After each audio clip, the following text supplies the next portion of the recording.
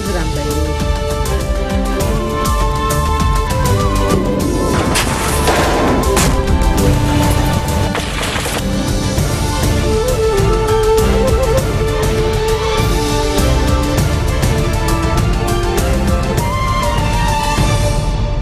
Bonjour à tous et merci de nous rejoindre sur Futur TV pour cette nouvelle édition de la rédaction. Voici les titres de ce journal. Le Liban sous la canicule, les températures vont baisser progressivement sur la côte mais restent relativement élevées dans les montagnes et la vallée de la Bekaa. Des proches des militaires enlevés à Ersal menacent d'escalade si l'État ne prend pas des dispositions sérieuses pour régler le dossier des otages. Au moins 27 personnes périssent dans le crash d'un avion du régime à Aria, en Syrie. Et dans ce journal, on ira aussi en Grèce où après 5 longues semaines de fermeture, la bourse d'Athènes a rouvert en très forte baisse ce lundi. Canicule dans le pays, les fortes températures pourraient se poursuivre jusqu'à jeudi dans tout le bassin oriental de la Méditerranée. Au Liban, la centrale électrique de Zahrani était entièrement hors service hier matin. À partir de cet après-midi, les températures vont baisser progressivement sur la côte, mais restent relativement élevées dans les montagnes et la vallée de la Bekaa, qui pourrait également voir une pluie fine. Le dossier des otages vient s'ajouter aux questions non résolues par le gouvernement au lendemain du premier anniversaire de l'enlèvement de 30 militaires et policiers à Ersal. Les familles dénoncent le laxisme et l'indifférence de l'État. Nizam Reit, le frère d'Ibrahim Reit, a menacé d'escalade si l'État ne prend pas des dispositions sérieuses pour régler le dossier des otages. Il s'est exprimé au cours d'un rassemblement organisé par les proches des militaires, otages du groupe État islamique dans la localité du Kalamoun, au Liban Nord. Et les proches des militaires retenus par le groupe État islamique sont sans nouvelles de leurs proches depuis 8 mois. D'après le quotidien panarabe Al-Sharq Al-Aswat, le dossier des otages de l'EI est au point mort, contrairement à celui des otages d'Al-Nosra, qui a enregistré, selon le journal, quelques progrès. Citant une source proche du dossier, le quotidien affirme que les contacts avec l'EI sont rompus depuis plus de 6 mois. 9 militaires sont encore aux mains du groupe État islamique et 16 sont retenus par le front Al-Nosra. Wael Boufaour affirme qu'il est désormais impossible de jeter des déchets dans le secteur de la Quarantaine en raison de la présence d'une usine de blé à proximité. Le ministre de la Santé a également souligné que la présence de déchets près de l'aéroport était néfaste pour les zones résidentielles des alentours et constituait une menace pour le trafic aérien. Enfin, selon Abou Faour, la crise des ordures comporte un risque majeur de santé pour la population. La route de Chim a finalement été rouverte après des contacts entre les protestataires et les responsables concernés.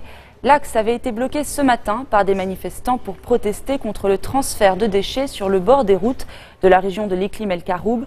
D'autres manifestants ont cependant fermé l'axe qui relie Chim à Chmeis et Bourgine.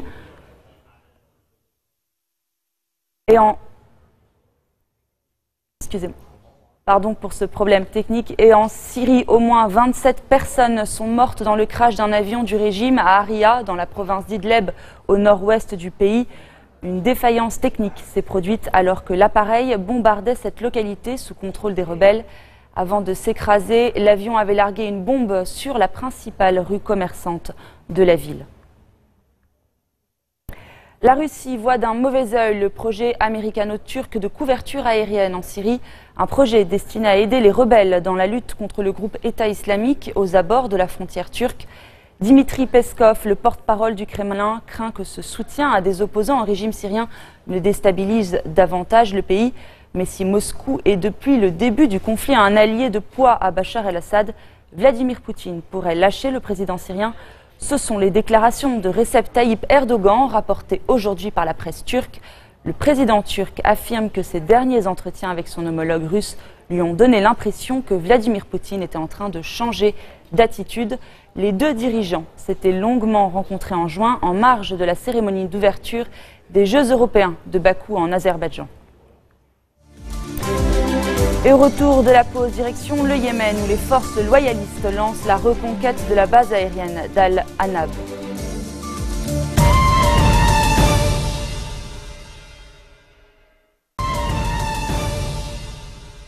En Irak, dans la province d'Al-Anbar, des combattants chiites se préparent à une bataille clé, celle de Saklawiya sur la route de Falloujah, citée aux mains de l'organisation l'État islamique depuis 18 mois. Pour ces milices, la libération de ce bastion sunnite n'est plus qu'une question de jours. Reportage d'Anne-Sophie Lemoff. Dans la ligne de mire de ces combattants chiites, les positions de l'organisation de l'État islamique. Là-bas, c'est Falloujah? Non, non. Là-bas, c'est Saklawiya. On y est arrivé, on n'a plus qu'à traverser les fermes.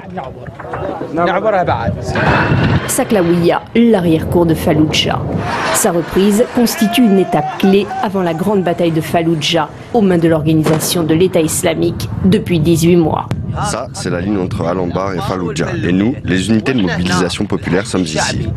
Là-bas, c'est Daesh. Tu vois comme ils ont fui? Ils ont fui. Chacun d'entre eux a pris une moto et a fui. Des défections, des morts, mais aussi une très forte résistance de la part d'un ennemi qui privilégie les véhicules piégés et mines artisanales de plus en plus sophistiquées à la confrontation directe. Ces combattants chiites redoutent de telles attaques, mais assurent que la libération de Falloujah n'est plus qu'une question de jours. Il reste des familles là-bas à Falloujah. Elles sont encerclées, prisonnières des terroristes de Daesh. Si Dieu le veut, on va les combattre dans la banlieue pour pouvoir les sauver et pour les libérer de cette sale emprise de Daesh. Les autorités irakiennes ont ces derniers jours appelé la population à quitter Falloujah. Sur les quelques 120 000 résidents, peu arrivent à fuir. Par peur de représailles, ces réfugiés refusent de parler des djihadistes. À Falloujah, ils donnent en gage leur maison à Daesh. S'ils ne reviennent pas, ils la font exploser. Certains d'entre eux ont payé jusqu'à 16-17 millions de dinars juste pour pouvoir quitter Falloujah. D'autres ont donné leurs vaches et leurs moutons, tout ce qu'ils ont. Une bataille qui s'annonce déjà coûteuse en vies humaines. Au Yémen, le chef de la rébellion chiite yéménite Abdelmalek al-Houthi se dit de nouveau prêt à un règlement politique du conflit, alors qu'en parallèle, les forces pro-gouvernementales ont lancé une vaste opération militaire pour la reconquête de la base aérienne Al-Nadad, la plus grande du pays, actuellement aux mains des rebelles chiites Houthis. Une centaine de combattants et de soldats équipés de chars, de blindés et de véhicules se sont déployés autour de la zone. Des avions de la coalition arabe assurent la couverture de cette opération. La bourse d'Athènes a rouvert ce lundi après 5 longues semaines de fermeture. L'indice principal, l'ATEX, a aussitôt perdu de 22% de sa valeur. Cette très forte baisse intervient alors que la Troïka est à Athènes pour négocier le 3e plan d'aide au pays. Explication de Claire Bonichon. Après 5 semaines de fermeture, la bourse d'Athènes ouvre enfin, mais sur un plongeon, moins 22% pour l'indice ATEX. Il y a un sentiment de panique. Il n'y a plus de liquidité sur le marché, alors certains traders vendent afin d'en récupérer. Et il n'y a pas d'acheteurs car l'économie grecque a été éprouvée par le contrôle des capitaux et la fermeture des banques. Et ce sont justement les valeurs bancaires qui tirent la bourse vers le bas. Elles représentent plus de 22% de l'indice grec et ont chuté de près de 30%. Elles vont d'ailleurs rester au centre de toutes les attentions, car les rumeurs de recapitalisation des banques du pays se précisent. Et pour cause, les établissements grecs sont extrêmement fragilisés. Selon l'association des banques grecques, près de 40 milliards d'euros ont été retirés par les déposants depuis décembre dernier. Les banques ont rouvert le 20 juillet, mais les retraits liquides restent aujourd'hui plafonnés à 420 € par semaine afin d'éviter tout effondrement du système bancaire. D'ailleurs, ce lundi, les opérations boursières restent bien plus encadrées pour les investisseurs locaux. Impossible pour eux de financer l'achat de titres en retirant de l'argent sur leur compte bancaire en Grèce. Une situation qui étouffe toujours l'économie grecque. Alors pour en sortir, le gouvernement veut finaliser au plus vite, d'ici la mi-août, l'accord sur un nouveau plan d'aide de 3 ans, un plan de plus de 80 milliards d'euros. Au Mexique, d'importantes manifestations après la découverte de la mort vendredi du photojournaliste Rubén Espinosa. Il est le 7e reporter tué dans le pays cette année. Vanessa Abba et Ludovic de Foucault. Le portrait de Rubén Espinosa, brandi par des centaines de manifestants. Des journalistes pour la plupart, venus dire stop à la violence à cet endroit symbolique de Mexico, devant l'ange de l'indépendance. Les journalistes sont très en colère, apeurés et furieux parce que nous assistons à une chasse aux journalistes. Plus de 100 journalistes ont été tués au Mexique. C'est pour cette raison que le Mexique est connu pour être le deuxième ou le troisième pays le plus dangereux au monde pour les journalistes. Malheureusement, c'est dans l'état de Veracruz qu'il y a le plus de meurtres contre des journalistes. À Xalapa, la capitale de Veracruz, des rassemblements ont également été organisés. Rubén Espinosa, 31 ans, est le 7e journaliste tué au Mexique cette année. Célèbre photoreporter, il travaillait pour le magazine d'investigation Prochesco dans l'état de Veracruz, cette région gangrénée par la violence qu'il avait fui il y a 2 mois après avoir reçu des menaces de mort, notamment du gouverneur de cet état, Javier Duarte. Rubén Espinosa a été retrouvé une balle dans la tête, les mains liées vendredi dans un appartement à Mexico.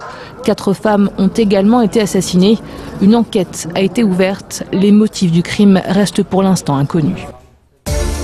Fin de cette édition, voici le rappel des titres qui ont marqué l'actualité de cette journée. Le Liban sous la canicule, les températures vont baisser progressivement sur la côte mais restent relativement élevées dans les montagnes et la vallée de la Bekaa.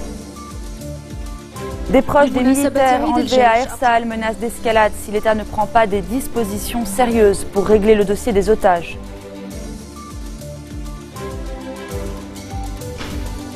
Au moins 27 personnes périssent dans le crash d'un avion du régime à Aria en Syrie. Et après 5 longues semaines de fermeture, la bourse d'Athènes a rouvert en très forte baisse ce lundi. Merci de votre attention. Retrouvez-nous tous les jours à 16h40 heure de Beyrouth. Vous pouvez également nous suivre en ligne sur notre site web ou en téléchargeant notre application mobile. Excellente soirée à toutes et à tous.